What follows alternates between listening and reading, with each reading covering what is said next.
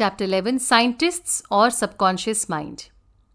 कई साइंटिस्ट ने subconscious mind की मदद से काफ़ी सारी डिस्कवरीज की हैं।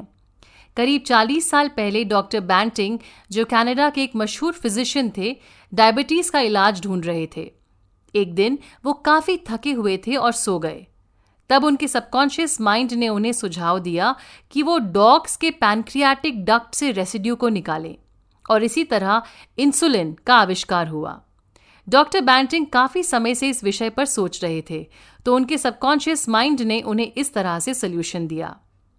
आप भी हर रात सोने से पहले अपने सबकॉन्शियस माइंड से सवाल पूछ सकते हैं। शायद आपको जवाब एक रात में मिल जाए, शायद थोड़ा समय लगे, मगर जवाब ज़रूर मिलेगा। अगर आपको लगता है कि जवाब मिलने में बहुत वक्त लगेगा या फिर समस्या बहुत ज़्यादा गंभीर है, तो फिर आपकी सोच के मुताबिक जवाब मिलने में ज़्यादा वक्त वाकई में लग जाएगा। आपके सबकॉन्शियस माइंड को टाइम या स्पेस के कॉन्सेप्ट समझ में नहीं आते हैं। विश्वास रखिए कि आपके सबकॉन्शियस माइंड के पास इस वक्त जवाब है। आपकी परिस्थिति इस वक्त कैसी भी हो, आपकी प्रॉब्लम का सल्यूशन आपके सबकॉन्शियस माइंड के पास है, और वो सल्यूशन अभी सामने आ सकता है। डॉक्टर लोथर रशिया में प्रिजनर ऑफ वॉर बनकर कैद थे। उनके आसपास सुबह शाम लोगों को बेरहमी से मारा जा रहा था। डॉक्टर लोथर ने अपने सबकॉन्शियस माइंड का इस्तेमाल किया अपनी जिंदगी की नई कहानी लिखने के लिए। जर्मनी में उनका घर खत्म हो चुका था, परिवार वाले, दोस्त सब मारे जा चुके थे। उन्होंने अपने सबकॉन्शियस माइंड से कहा कि वो लॉस एंजलिस जाना चाहते हैं। उन्होंने लॉस एंजलिस की कुछ तस्वीरें देखी हुई थीं।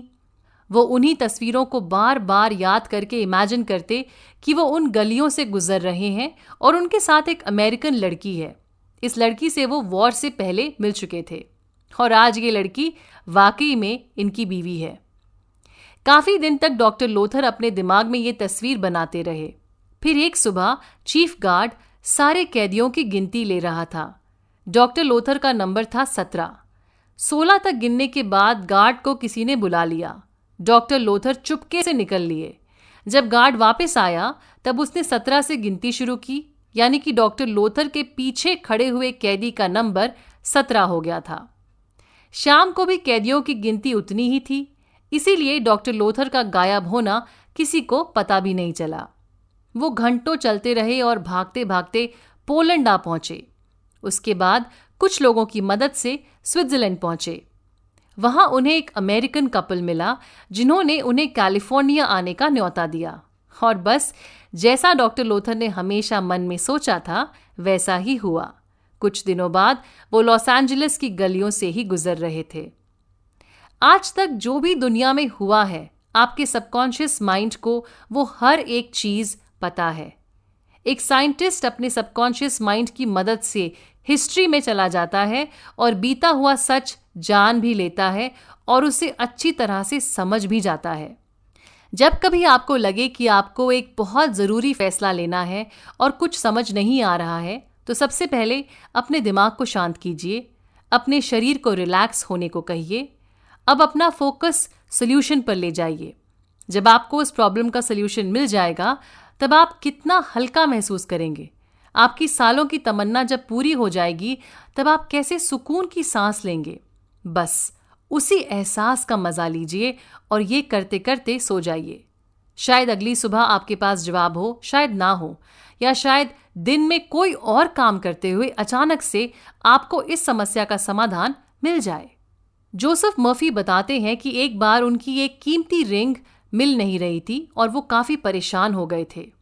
उस रात सोने से पहले उन्होंने अपने सबकॉन्शियस माइंड से कहा, तुम सब जानते हो, तुम मुझे बताओ कि वो रिंग कहाँ है। अगली सुबह जोसेफ को उठते ही 3 शब्द सुनाई दिए, रॉबर्ट से पूछो। जोसेफ ने सोचा कि रॉबर्ट 9 साल का बच्चा है, मैं उससे क्या पूछूं। फिर भी जब जोसेफ ने रॉबर्ट से पूछा तो रॉबर्ट ने बताया कि लड़कों के साथ खेलते वक्त उसे एक रिंग मिली थी जिसे उसने अपने कमरे में रख दिया था। अगर आप अपने सबकॉन्शियस माइंड पर भरोसा करेंगे तो वो हमेशा आपकी मदद करेगा। एक नौजवान लड़के के पिता की मृत्यु हो गई। सभी को लगा कि पिता ने कोई विल नहीं छोड़ा होगा, मगर लड़के की बहन ने उससे कहा कि पिता ने विल लिखी है। सबने कोशिश की कि उस विल का पता लग जाए, मगर किसी को कुछ भी पता नहीं चल पाया। इस लड़के ने फिर अपने सबकॉन्शियस माइंड से पूछा कि विल कहाँ है। पूरी रात आंसर आंसर आंसर आंसर ये बोलते हुए ये लड़का सो गया। सुबह उठने पर उसके अंदर से एक आवाज आई और उसे लगा कि लॉस एंजलिस में किसी एक बैंक में उसे चेक करने के लिए जाना चाहिए। वहां जाने पर पता चला कि उसके पिता का उस बैंक में एक सेफ डिपॉजिट वॉल्ट था। आपको अपने सबकॉन्शियस माइंड से इस कदर जुड़ना है कि सबकॉन्शियस आपका इस्तेमाल करने लगे आपकी जिंदगी को आगे ले जाने के लिए। जब आप कॉन्शियस माइंड से ऊपर उठकर सबकॉन्शियस माइंड से कनेक्ट कर लेते हैं तो अंदर से एक खिंचाव महसूस होता है जो आपको सही दिशा पर अपने आप लेकर चलना शुरू कर देता है। सबकॉन्शियस माइंड का जवाब एक फीलिंग, एहसास, इंट्यूशन के रूप में आता है और जब आप उसके कहने पर चलते हैं तब आप गलत फैसला ले ही नहीं सकते। आपका हर एक कदम आपको एक खुशहाल और शांत जीवन की तरफ ले जाएगा।